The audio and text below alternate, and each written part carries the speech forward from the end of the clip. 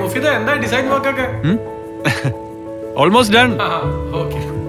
എന്ത് ജോലി ചെയ്താലും ക്രിയേറ്റീവായി ചെയ്യണം, അതല്ലേ അതിന്റെ ഭംഗി. ഒരു മിഡിൽ ക്ലാസ് ഓർത്തഡോക്സ് ചുറ്റുപാടിൽ നിന്ന് വരുന്ന എന്നെ പോലൊരാൾക്ക് ഇവിടെ എത്തിച്ചേരാൻ ഒരുപാട് തടസ്സങ്ങളുണ്ടായിരുന്നു.